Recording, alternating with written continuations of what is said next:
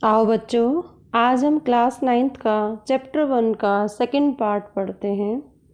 First part में हमने देखा कि सॉलिड, लिक्विड और गैस में किन प्रॉपर्टीज़ के आधार पर हम अंतर कर सकते हैं।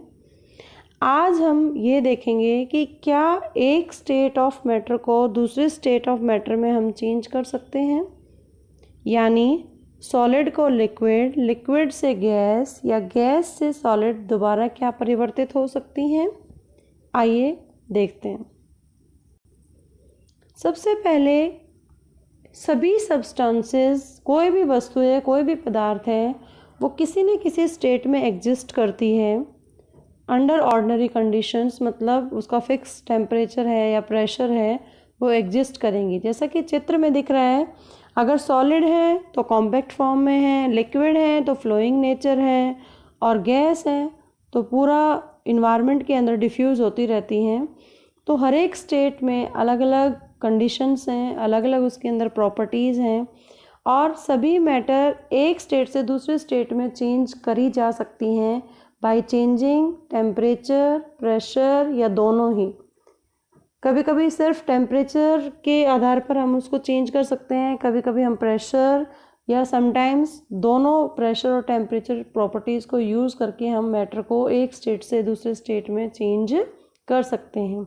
स्टेट मीन्स कि उसके टाइप्स, जैसे सॉलिड, लिक्विड और गैस। सॉलिड को लिक्विड में चेंज करना, लिक्विड को गैस में, या गैस को सॉलिड में दोबारा से चेंज कर सकते हैं। सबसे पहले हम लेते हैं कि सॉलिड से लिक्विड में चेंज। जब कोई वस्तु ठोस अवस्था से द्रव अवस्था में बदलती है, उसे उस वस्तु का गलना कहते हैं। गलना मीन्स मेल्टिंग। जब कोई चीज़ धीरे धीरे मेल्ट होती है तो उसे गलना कहते हैं।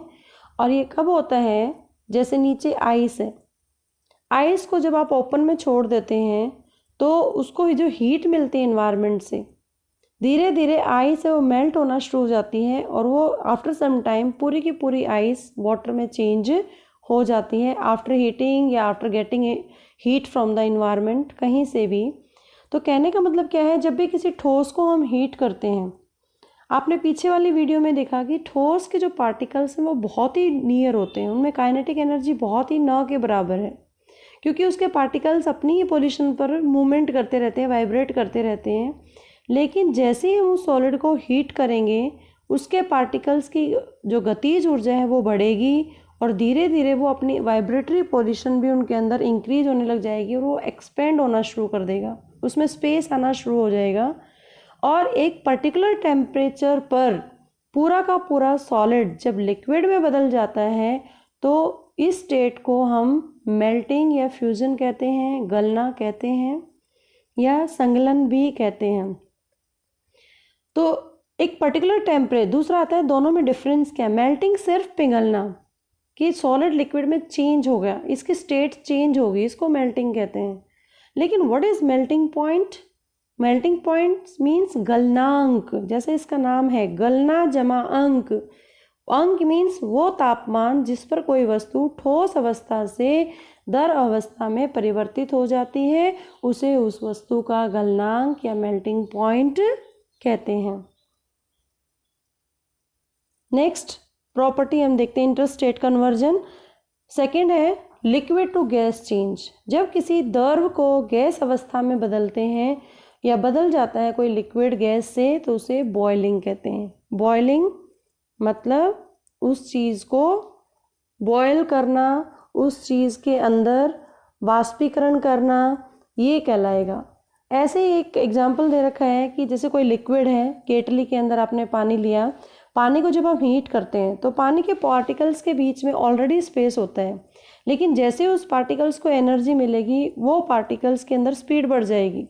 स्पीड बढ़ेगी तो वो जो फोर्स ऑफ अट्रैक्शन थोड़ा बहुत था उन लिक्विड्स के बीच में, वो भी कम हो जाएगा, और कम होने से पार्टिकल है वो एक स्टेट ऐसी आएगी एक पर्टिकुलर टेम्परेचर पर कि पूरा का पूरा लिक्विड गैस में परिवर्तित हो जाता है और वो उबलना शुरू कर देता है। उस स्टेट पर हम, जब वो पानी पूरा का पूरा उबल जाता है, तभी हम कहेंगे कि इसकी अवस्था में परिवर्तन आया। कई बार क्या होता है कि सिर्फ सरफेस से कुछ फ्यूम्स उड़ते हैं, वेपर्स उड़ते हैं, वो उबलना नहीं कहलाएगा, अभी वो हॉट हो रहा है, गर्म हो रहा है। लेकिन जब पूरा उफान आना शुरू हो जाता है किसी चीज़ के अंदर, तो वो पर्टिकुलर टेम्परेचर पहुंच जाता है जब कोई वस्तु लिक्विड अवस्था से गैस अवस्था में बदल जाती है, और इस बदलाव को हम वाष्पीकरण कहते हैं, वेपोराइजेशन या बॉइलिंग। लेकिन बॉइलिंग पॉइंट क्या होता है? बॉइलिंग और बॉइलिंग पॉइंट दोनों अलग हैं। बॉइलिंग सिर्फ अवस्था की बदलाव के प्रोसेस को हम बॉइलिंग कहते हैं, वाष्पीकरण कहते हैं, कि लिक्विड से गैस में परिवर्तित हो गया तो वाष्पीकरण है, वेपर्स बने तो वाष्पीकरण है। लेकिन एक पर्टिकुलर टेम्परेचर पर जब पूरा का पूरा लिक्विड बॉयल करना शुरू कर देता है, उबाल आना शुरू हो जाता है, उसमें एक पर्टिकुलर वातावरणीय प्रेशर, दबाव में, उसको हम बॉइलिंग पॉइंट कहते हैं या क्वथनांक कहते हैं।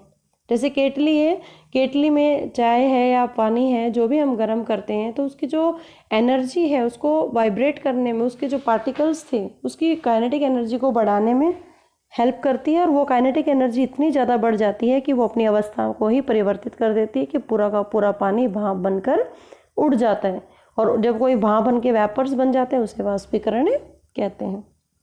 नेक्स्ट स्टेट देखते हैं, गैस टू लिक्विड चेंज, कि कैसे किसी गैस को द्रव में दोबारा बदला जा सकता है। उस प्रोसेस को संघनन कहते हैं, कंडेंसेशन। बादलों में भी देखा होगा कि जो पानी का साइकिल है, पानी समुद्रों से या कितनी भी वाटर बॉडीज है उनसे भाप बन के ऊपर क्लाउड्स में चला जाता है, और वहाँ पर प्रेशर कम होने की वजह से वो पानी के कण ठोस में बदल जाते हैं और लिक्विड में बदल जाते हैं, और पानी जो गैस बन के वेपर्स गए थे वो बादलों में पानी के रूप में, वर्षा के रूप में फिर दोबारा पृथ्वी पर आ जाते हैं। उस प्रोसेस को भी संघनन कहते हैं। अगर उसकी बजाय हम अपनी डेली लाइफ से कुछ एग्जाम्पल लें, तो संघनन में क्या होता है? गैस से लिक्विड में चेंज होना। जैसे आपने कुछ आइस क्यूब्स एक ग्लास के अंदर डाले, जैसे दिख रहा है इसके अंदर, तो आफ्टर सम टाइम आप देखोगे उसके बाहरी सरफेस पर कुछ ड्रॉपलेट्स दिखाई देते हैं, कुछ छोटी छोटी बूंदें दिखाई देती हैं। वो बूंदें कहाँ से आई? जितनी भी हवा उस ग्लास के कांटेक्ट में आती है, हवा मतलब गैस, और अंदर पानी के अंदर आपने टेम्परेचर को क्या कर दिया? कम कर दिया। जो गैस उसके कांटेक्ट में है वो कूल होना शुरू होगी, और उसके पार्टिकल्स की एनर्जी लूज हो गई, और धीरे धीरे पार्टिकल की स्पीड भी क्या होगी? कम।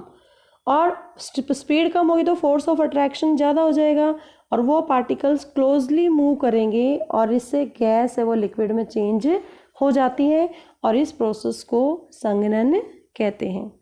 बहुत ही अच्छा एग्जाम्पल जो हम सब अपने घरों में किचन में देखते हैं, कि जैसे आपकी मम्मी ने सब्जी बनाई और आपको खाना खाने के लिए सब्जी लेनी है, और वो 5 मिनट हो गए थे सब्जी को बंद किए हुए, लेकिन जैसे आप ढक्कन उठाते हैं उस सब्जी का, तो ढक्कन के साथ ही कुछ वाटर ड्रॉपलेट्स आपको दिखाई देंगे, क्योंकि वो जो गैस बनी थी सब्जी के अंदर, वो 5 मिनट के अंदर उसकी स्पीड क्या होगी? गैस पार्टिकल्स की कम होगी, और गैस किस में बदल गई? लिक्विड में। इसको भी संघनन हम कहेंगे। नेक्स्ट स्टेट आती है लिक्विड टू सॉलिड चेंज। माना कि किसी द्रव को ठोस अवस्था में दोबारा लेके आना है, जैसे हमने आइस को लिक्विड में लेके आए थे, पानी बदला था, इसी तरीके से पानी को आइस में कन्वर्ट करना है, और ये हम डेली करते भी हैं। फ्रीजर में रखते हैं पानी, और वो पानी लिक्विड स्टेट से सॉलिड स्टेट में आ जाता है, जिसको हम फ्रीजिंग कहते हैं, जमना कहते हैं। इससे क्या होता है कि जो लिक्विड के पार्टिकल्स हैं वो अपनी काइनेटिक एनर्जी की कम हो जाती है। काइनेटिक एनर्जी जैसे ही कम होगी, फोर्स ऑफ अट्रैक्शन ज़्यादा हो जाएगा। फोर्स ऑफ अट्रैक्शन ज़्यादा होगा तो पार्टिकल्स बहुत ही नियर आ जाएंगे, और धीरे धीरे वो सिर्फ अपनी ही पोजीशन पर वाइब्रेट करेंगे, उनमें मूवमेंट नहीं होगा, तो उनकी अवस्था में परिवर्तन आ जाएगा, जिसको हम कहते हैं फ्रीजिंग या जमना। और एक पर्टिकुलर स्टेज पे क्या होता है कि पूरा का पूरा लिक्विड है वो सॉलिड में बदल जाता है, और इस स्टेट ऑफ चेंज को हम फ्रीजिंग या जमना कहते हैं। जैसे आप ये बोतल देख रहे हैं, धीरे धीरे इस बॉटल ने 2 स्टेट में है, ये एक लिक्विड है और एक आइस है, लेकिन आफ्टर सम टाइम जब पूरा का पूरा लिक्विड जम जाएगा, उस पॉइंट को हम फ्रीजिंग पॉइंट कहते हैं। और सारा पानी का आपका फ्रीजिंग पॉइंट 0 डिग्री सेल्सियस होता है, और उसी तापमान पर ये पूरा लिक्विड सॉलिड में परिवर्तित हो जाएगा। नेक्स्ट स्टेट है सब्लिमेशन। सब्लिमेशन का मतलब क्या है? ऊर्ध्वपातन। ये बहुत ही इंपॉर्टेंट प्रोसेस है, एग्जामिनेशन पॉइंट ऑफ व्यू से बहुत बार आता है। इसकी डेफिनेशन क्या है, इसको किसी प्रैक्टिकल के आधार पर समझाएं। तो बहुत सारी चीज़ें ऐसी होती हैं, जैसे अभी हमने देखा सॉलिड से लिक्विड, लिक्विड से गैस, गैस से फिर सॉलिड, ऐसे कन्वर्जन हम देख रहे हैं, इंटरस्टेट कन्वर्जन देख रहे हैं। लेकिन कुछ चीज़ें जैसे सॉलिड से गैस में या गैस से सॉलिड में परिवर्तित हो जाती हैं बिना वो लिक्विड में चेंज हुए, उस प्रोसेस को हम ऊर्ध्वपातन या सब्लिमेशन कहते हैं। जैसे कपूर की गोलियां हैं, नीचे दिख रही हैं, ये अमोनियम क्लोराइड के वो हैं टैबलेट्स टाइप गोलियां हैं, आयोडीन है, नैप्थलिन बॉल्स होती हैं। कपूर की गोली अपने घर में सभी ने देखी हैं कि जब भी हम कपड़े रखते हैं अलमारी में तो उसमें कपूर की गोलियां डाल देते हैं। तो वो कपूर की गोलियां जब आप देखोगे वो सॉलिड डाली थी आपने, लेकिन आफ्टर सम टाइम वहाँ पर कोई भी किसी भी तरह का अवशेष आपको नहीं मिलता है, तो इसका मतलब डायरेक्ट सॉलिड से किस में चेंज होगी, गैस में। और इसी प्रोसेस को हम सब्लिमेशन या ऊर्ध्वपातन कहते हैं। 9th क्लास में भी एक प्रैक्टिकल होता था, ऊर्ध्वपातन होता है इसके अंदर कि एक चाइना डिश के अंदर हमने मिक्सचर लिया, सैंड, सॉल्ट और अमोनियम क्लोराइड का, 3 चीज़ें डाली, मिट्टी, नमक और अमोनियम क्लोराइड, और इसको एक फनल दिख रही होगी आपने उल्टी रखी हुई है, इसको कीप जिसको हम बोलते हैं हिंदी में, इन्वर्टेड फनल है, उसके जो आउटलेट है उसके ऊपर कॉटन प्लग लगा रखा है ताकि जो गैस बनेगी वो बाहर ना निकले, और इसको बर्नर से हम हीट करते हैं। जैसे ही हीट करेंगे तो जो अमोनियम क्लोराइड है वो सीधा ठोस से गैस में बदल जाता है और कॉटन प्लग उस गैस को बाहर जाने से रोकती है। फिर क्या होगा, जब ये पूरा का पूरा अमोनियम क्लोराइड गैस में परिवर्तित हो जाता है, इसको हम धीरे धीरे इस बंसन बर्नर को हटा देते हैं और ये कूल डाउन होना शुरू हो जाता है। जैसे ही कूल डाउन होगा तो उस प्रोसेस को हम संघनन कहते हैं, और सीधा फिर वो गैस से धीरे धीरे धीरे जो गैस वेपर्स बने हुए थे, ब्लू कलर की दिख रहा होगा साइड में भी करके, कीप के साइड में जो फनल है उसमें डार्क ब्लू कलर का साइड में अवशेष आपको दिखाई देंगे, ये धीरे धीरे गैस से दोबारा ठोस में कन्वर्ट हो जाते हैं। तो ऊर्ध्वपातन एक ऐसा प्रक्रम है जिसमें कोई भी वस्तु ठोस अवस्था से सीधा गैस में परिवर्तित हो जाती है बिना लिक्विड में चेंज हुए, और गैस से सीधा ठोस में परिवर्तन भी पॉसिबल है, और उसी प्रोसेस को हम ऊर्ध्वपातन कहते हैं। डायग्राम से हम इसको समझते हैं कि सॉलिड को ऊपर वाला लेते हैं हम पहले, सॉलिड लिक्विड में चेंज हुआ उसको मेल्टिंग कहते हैं, गलना। लिक्विड गैस में परिवर्तित होता है उसको वेपोरेशन या वाष्पीकरण कहते हैं। गैस लिक्विड में चेंज हो जाता है उसको संघनन कहते हैं, कंडेंसेशन। लिक्विड सॉलिड में चेंज हो जाता है सॉलिडिफिकेशन या जमना कहते हैं, इसको फ्रीजिंग भी कह सकते हैं। एक बीच वाला जो पोर्शन है जिसको सॉलिड से सीधा गैस और गैस से सीधा सॉलिड, डिपोजिशन या सब्लिमेशन दोनों ही कह सकते हैं, ऊर्ध्वपातन कहेंगे इसको। तो ये प्रोसेस इंटरस्टेट कन्वर्जन के बहुत सारे प्रोसेस हैं, ये हमने देखे। अब नेक्स्ट इसके अंदर आता है लेटेंट हीट, गुप्त ऊष्मा। गुप्त ऊष्मा जैसे कि इसका नाम है लेटेंट, लेटेंट मीन्स हिडन, छुपी हुई। जब भी कोई ठोस लिक्विड में बदलता है तो उसके जो फोर्स ऑफ अट्रैक्शन उनके पार्टिकल्स के बीच में कम हो जाएंगे, कम होंगे तो पार्टिकल्स की गति बढ़ेगी, और गति बढ़ने के लिए उन पार्टिकल्स को क्या चाहिए, हीट एनर्जी। जब वो हीट एनर्जी एब्जॉर्ब कर लेते हैं सॉलिड से without showing any change in temperature, very very important, ये ध्यान देने की बात है गुप्त ऊष्मा में कि जो आइस है उसको हम हीट नहीं करते फिर भी वो मेल्ट हो रही है, इसका मतलब उसमें कहीं ना कहीं गुप्त ऊष्मा है, और उसका टेम्परेचर जब तक वो आइस पूरी तरह से वाटर में नहीं बदलती तब तक उसका टेम्परेचर 0 डिग्री सेल्सियस ही रहेगा। इसी को गुप्त ऊष्मा कहते हैं। और गुप्त ऊष्मा को हम 2 तरीके से कैटेगराइज कर सकते हैं, 2 तरह के हैं। पहली है लेटेंट हीट ऑफ फ्यूजन, संघनन की गुप्त ऊष्मा, लेटेंट हीट ऑफ वेपोराइजेशन, वाष्पीकरण की गुप्त ऊष्मा। इसको हम थोड़ा देख लेते हैं। पहली है latent heat of fusion. Fusion means solid से लिक्विड में कोई वस्तु चेंज हो रही है, जैसे आइस है, आइस पानी में धीरे धीरे बदल रही है। फिगर के अंदर बहुत अच्छे से क्लियरली समझाया गया है कि कैसे आइस को अगर हम ओपनली रख दिया, इसको धीरे धीरे लिक्विड में बदलेगी, हमने इसको हीट नहीं दी, इसी सॉलिड के अंदर ही हीट है, वो हीट इसके फोर्स ऑफ अट्रैक्शन को कम करने के लिए इस्तेमाल हो रही है, और वो गुप्त ऊष्मा है। तो amount of heat required, latent heat of fusion को हम कैसे डिस्क्राइब करेंगे, इसको कैसे डेफिनेशन देंगे कि 1 kg अगर हम ठोस लें, 1 kg आपने आइस ली, जब वो किसी पर्यावरणीय या एटमॉस्फेरिक प्रेशर पर उसके मेल्टिंग पॉइंट मीन्स उसका जो गलनांक है उस पर जब वो वस्तु 1 kg सॉलिड है वो जब लिक्विड में बदल जाती है, उसके लिए जितनी अमाउंट ऑफ एनर्जी चाहिए वो एनर्जी उसकी latent heat of fusion of substance कहलाती है। नेक्स्ट है लेटेंट हीट ऑफ वेपोराइजेशन, मतलब वाष्पीकरण की गुप्तीय ऊष्मा। वाष्पीकरण में जब लिक्विड है वेपर्स में बदलेगा तो लिक्विड के अंदर भी लेटेंट हीट है जो कि उसको वेपर्स में बदलने में हेल्प करती है, इसलिए इसको बोलते हैं लेटेंट हीट ऑफ वेपोराइजेशन। अब इसमें क्या है कि जो लिक्विड है उसका जो बॉइलिंग पॉइंट है, उस बॉइलिंग क्वथनांक पर एटमॉस्फेरिक प्रेशर पर जब कोई लिक्विड 1 kg लिक्विड लिया आपने जैसे, उसको जब वो गैस में बदल जाता है तो उसके लिए गैस लिक्विड से गैस में बदलने में उसको कितनी हीट एनर्जी चाहिए, ऊष्मीय ऊर्जा चाहिए, तापीय ऊर्जा चाहिए, उसे वाष्पीकरण की गुप्त ऊष्मा कहते हैं। लास्ट और मोस्ट इम्पॉर्टेंट टॉपिक है ड्राई आइस।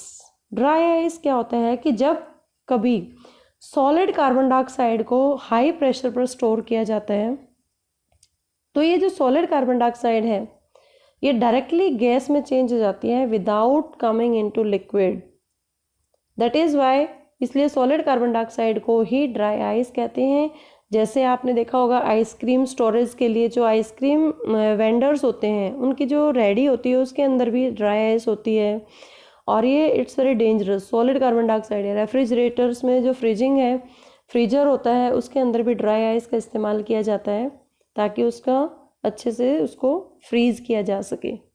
तो ये आज हमने पढ़ा बहुत इंपॉर्टेंट चीज़ें, बहुत सारे हमने प्रोसेस पढ़े, इंटर कन्वर्जन स्टेट्स पढ़ी, freezing point, melting point, vaporization, melting, boiling और सब्लिमेशन, ड्राई आइस क्या होती है, latent heat of fusion, vaporization, इसको थोड़ा हमने समराइज़ किया। और मोस्ट इंपॉर्टेंट सारे definitions important examination point of view से। आई होप आपको अच्छे से समझ आ गया होगा। Please do subscribe, don't forget to like too. Thank you so much.